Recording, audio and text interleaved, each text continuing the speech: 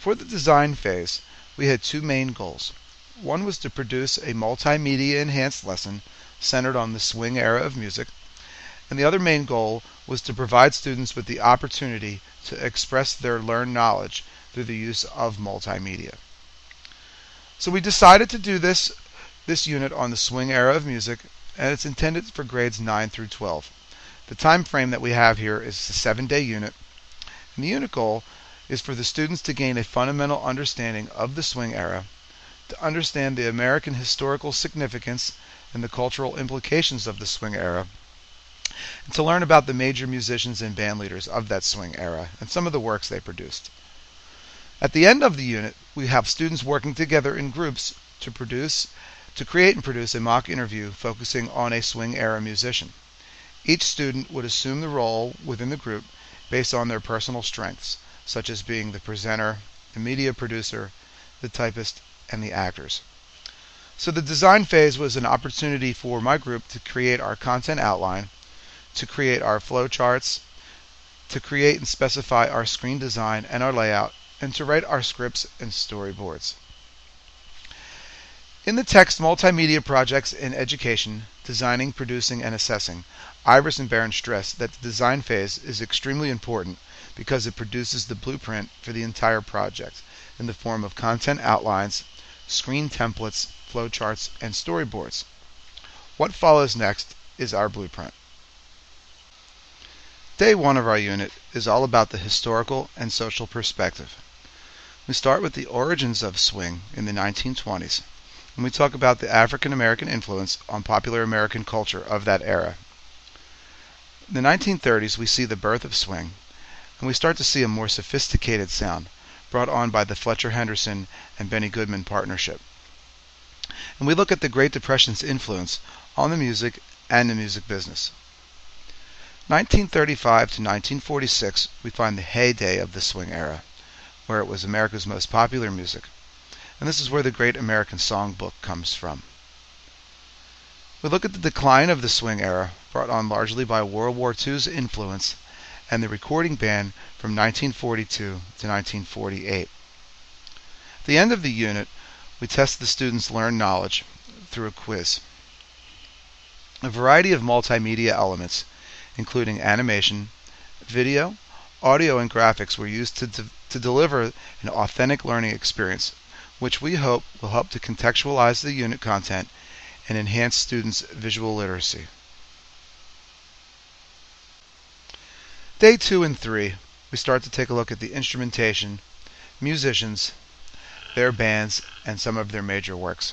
Again, we do this through a variety of multimedia, including graphics, audio, video, and text. For the instrumentation, most commonly swing bands would consist of 17 instruments. We'd have a woodwind section, which would consist of 5 saxophones, a brass section, which would consist of 4 trumpets and 4 trombones, and a rhythm section made up of piano, bass, drums, and either guitar or banjo. In Day 2, we begin to look at Duke Ellington and the Duke Ellington Orchestra. Duke Ellington was one of the era's most prolific songwriters, writing and co-writing over 1,000 compositions.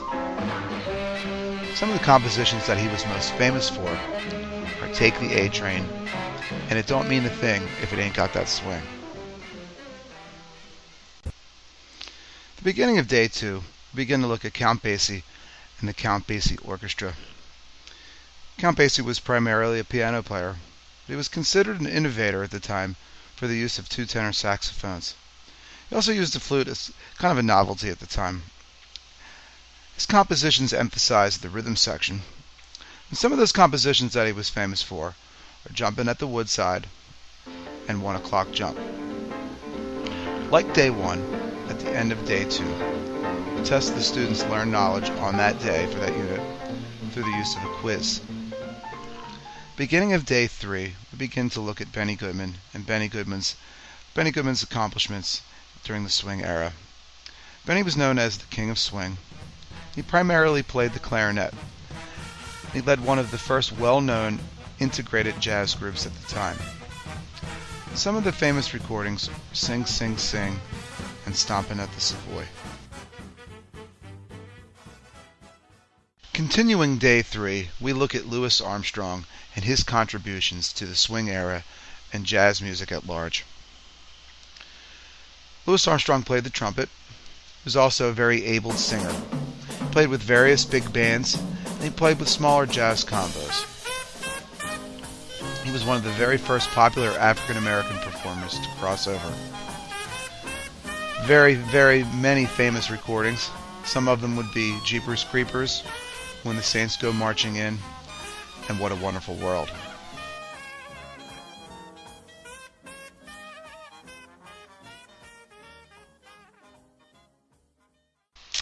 Day 4 of our design phase is where we start to form our groups and the initial group research.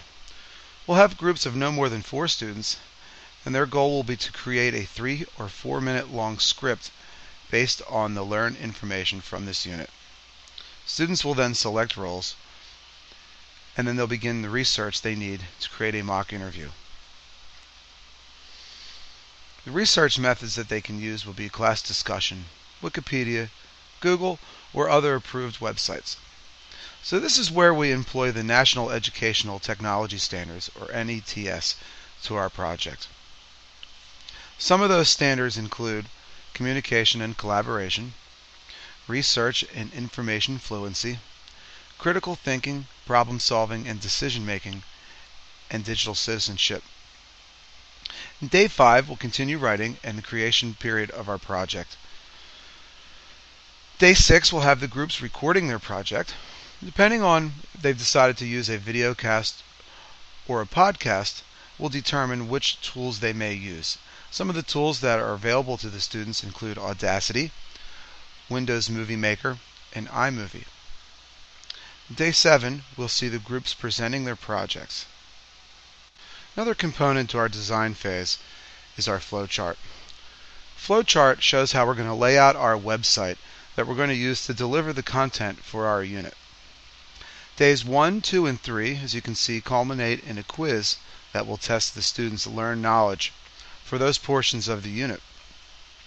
Days 4 through 7 can see how are laid out with instructions and opportunities for examples for the students for their group formation and initial group research, the group writing and project creation, the group recording, and the presentation portion.